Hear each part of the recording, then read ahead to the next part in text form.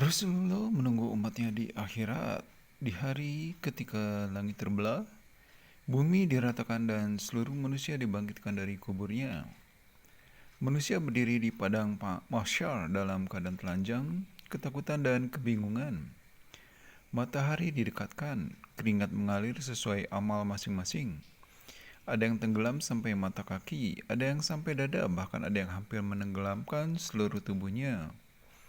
Allah berfirman, "Dan kamu akan melihat manusia dalam keadaan mabuk, padahal mereka tidak mabuk, tetapi azab Allah sangatlah berat." Quran Surat Al-Hajj ayat 2.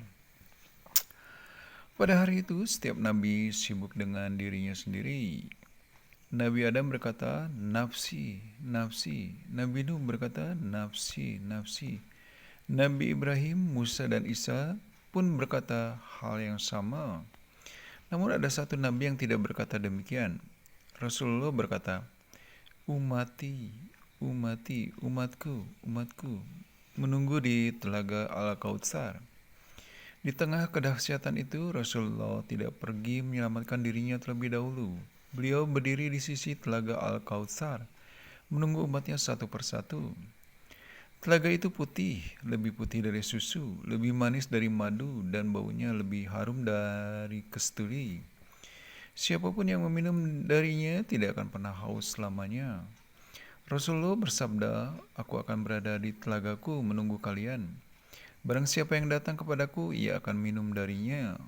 Khair Bukhari dan Muslim. Namun saat sebagian umat datang mendekat, malaikat menghalangi mereka. Rasulullah terkejut dan berkata, "Umatku, umatku." Lalu Allah berfirman, "Engkau tidak mengetahui apa yang mereka perbuat setelahmu." Hati Rasulullah hancur, bukan karena dirinya, tapi karena umat yang menjauh dari sunnah, sholat, kejujuran, dan tauhid. Tangisan Rasulullah karena umatnya. Dalam sebuah riwayat, Rasulullah pernah membaca ayat tentang azab umat terdahulu, lalu menangis hingga janggutnya basah. Beliau berdoa, "Ya Allah, umatku, umatku." Maka turunlah Jibril dan Allah berfirman, "Wahai Muhammad, kami akan membuatmu ridho terhadap umatmu, dan kami tidak akan menyakitimu, hai Muslim." Syafaat agung untuk umatnya. Di hari itu Rasulullah bersujud sangat lama di hadapan Allah. Beliau memuji Allah dengan pujian yang belum pernah diucapkan sebelumnya. Lalu Allah berfirman, "Wahai Muhammad, angkatlah kepalamu, mintalah niscaya engkau diberi. Berilah syafaat, niscaya syafaatmu diterima." Rasulullah tidak meminta istana, tidak meminta derajat, tidak meminta keistimewaan. Beliau berkata, "Ya Allah, selamatkan umatku. Inilah syafaat kubra, syafaat terbesar yang hanya dimiliki Rasulullah." Beliau menunggu yang paling berdosa. Rasulullah bersabda, "Syafaatku diperuntukkan bagi umatku yang melakukan dosa besar." Hadits Tirmizi. Artinya, bahkan umat yang penuh dosa masih beliau tunggu selama mereka mati dalam keadaan bertauhid. Hikmah yang menggetarkan hati. Rasulullah mencintai umatnya lebih dari cinta ibu kepada anaknya. Beliau memikirkan umatnya sejak hidup, saat wafat, hingga hari kiamat.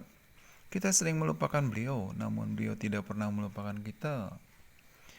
Allah berfirman, "Sungguh telah datang kepadamu seorang Rasul dari kaummu sendiri. Berat terasa olehnya penderitaanmu, sangat menginginkan keselamatan bagimu. Penyantun dan penyayang terhadap orang-orang yang beriman." Quran Surat At-Taubah ayat 128. Renungan. Jika hari ini Rasulullah berdiri di telaga Al-Kautsar, apakah kita termasuk yang beliau tunggu atau yang dihalangi? Apakah salat kita masih kita jaga? Apakah sunnahnya masih kita hidupkan? Apakah nama beliau masih sering kita salawatkan? Doa. Ya Allah, jangan engkau jadikan kami umat yang dihalangi dari telaga nabimu. Ya Allah, pertemukan kami dengan Rasulullah dalam keadaan beliau ridho kepada kami.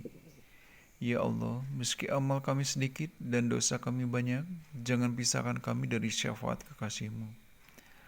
Allahumma sholli ala Sayyidina Muhammad wa ala alihi wa sahbihi ajmain.